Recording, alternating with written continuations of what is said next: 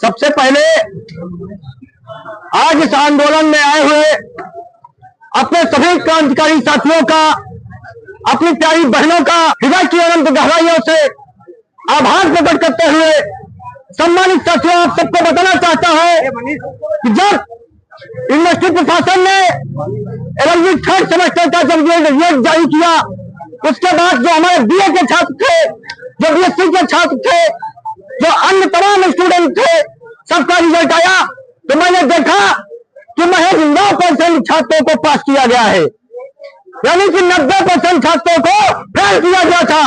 तो सम्मानित साथियों, मैंने देर न करते हुए प्रतापगढ़ की धरती से मैंने अपने खोज से पत्र लिखने का काम हो रहा है। आप लोग देख सकते हैं ये सम्मानित साथियों, आप देख सकते हैं कि मैंने अपने खोज से पत्र महामहिम राज्यपाल महोदय जी को लिखने का काम किया। सम्मानित साथियों, जिसका परिणाम रहा कि मैं इलाहाबाद की धरती का बात तो नहीं करूंगा, लेकिन अपने प्रतापगढ़ की धरती पे चाहे जितना भी हमारे मीडिया के साथी हो, चाहे हिंदुस्तान के साथी हो, चाहे दैनिक जागरण के साथी हो, चाहे अमर उजाला के साथी हो, सभी छात्र साथियों ने प्रमुखता से रज्जू भैया यूनिवर्सिटी के रिजल्ट को जो है जितना भी छात्रों के साथ अन्याय हुआ था, सबकी खबरों को प्रकाशित करने का काम किया था। सम्मानित साथियों, जिससे हमारे युवा साथियों ने, मैंने देखा कि तमाम युवा साथियों ने हमसे फोन करके कहे कि भैया आपने खोज से पत्र लिखा, आप आइए, लेकिन अस्वस्थ होने के कारण सम्मानित साथियों, सबसे पहले मैं माफी चाहता हूं, हाथ जोड़ करके मैं अन्य आंदोलन में इसके पहले नहीं आ पाया, लेकिन मैं आप सबको विश्वास दिलाता हूं सम्मानित साथियों, जब तक हमारे युवा साथियों के साथ, एक एक छात्र के साथ जब तक न्याय नहीं होगा, तब तक चंदन सिंह पटेल आप सभी को विश्वास दिलाता है, चाहे मेरा सौराष्ट्र में चावल हो जाए, बिना न्याय लिए मैं जाने वाला नहीं हूं। सम्मानित साथियों, और एक चीज मैं बताना चाहता हूं, यहाँ के जो कुलपति महोदय जी हैं, उन्होंने कहा कि छात्र जो है, छात्रों ने गाली और शायरी लिखने का काम किया है। तो कुलपति महोदय जी, मैं आपको बता देना चाहता हूं, आप कान खोल करके सुन लीजिए, जो छात्र गाली लिखे हैं, जो छात्र शायरी लिखे हैं, उनको आप, मैं चैलेंज कर रहा हूं, आप उनको फेल कर दीजिए। मुझे इस बात का कतई विरोध नहीं है, लेकिन कुलपति महोदय जी, जो छात्र हमारे जो सही कॉपी लिखे हैं, जिन छात्रों ने पढ़ करके अपनी कॉपियों को एग्जाम में पूरा फेल करने का काम किया है, उनको आप पास कीजिए। उनके साथ यदि अन्याय हो रहा है, यदि छात्रों के साथ अन्याय होगा, तो मैं आपको बता देना चाहता हूँ कि ये हम सब युवा हैं, और मैं आपको आज एक शेर के माध्यम से कहना चाहता हूँ, कुलपति महोदय जी, आप कान खोल करके सुन लीजिए कि संघर्षों के साए में असली आजादी पड़ती है, संघर्षों के साए में असली आजादी पड़ती है, किशोर जवानी चलती है, उधर जमाना चलता है, मिल जाता है, इतिहास गवाह है।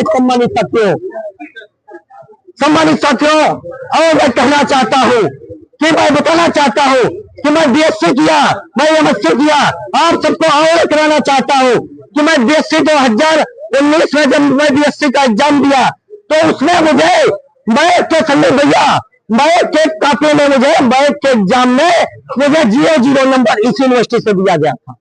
लेकिन सम्मानित साथियों, उस समय आपके भाई में उतनी ताकत नहीं थी, ताकत तो थी, लेकिन मैं डरता था कि कहीं अगर आवाज उठाया तो मेरी आवाज को दबा ना दी जाए, मैं डरता था सम्मानित साथियों। लेकिन आज आप सबके ताकत के बलबूते कह रहा हूँ, यदि छात्रों के साथ अन्याय हुआ तो मुझे अपना सर्वस्व न्यौछावर करना पड़ा, मैं न्यौछावर कर दूंगा, लेकिन किसी भी छात्रों के साथ अन्याय नहीं होने देगा। महोदय जी, आप सुन लीजिए। साथियों, मैं पूछना चाहता हूं कुलपति महोदय जी, अभी भी हमारे चाहे एमडीपीजी कॉलेज के छात्र हुए, तमाम छात्रों को जो है 0 नंबर दिया गया है। मैं पूछना चाहता हूं, 0 नंबर कुलपति महोदय जी किन परिस्थितियों में देना चाहिए? जब छात्र कॉपी को पूरा जब खाली छोड़ देता है, ऐसी परिस्थिति में जो है उस छात्र को 0 नंबर दिया जाता है। मैंने जो है समझे, मैं बताना चाहता हूँ, मैं डिफाइंड वेक्टर स्पेस की डिफिनेशन लिखा था जो 4 नंबर का था, लेकिन मुझे 1 नंबर ना दे करके बीएससी में 0 नंबर 2018 में दिया गया था। लेकिन आज मैं बताना चाहता हूँ कि आप लोगों की ताकत के बलबूते एक भी छात्र के साथ अन्याय नहीं होना दूंगा। 2018 बहुत पीछे चला गया। कुलपति महोदय जी, आप कान खोल करके सुन लीजिए।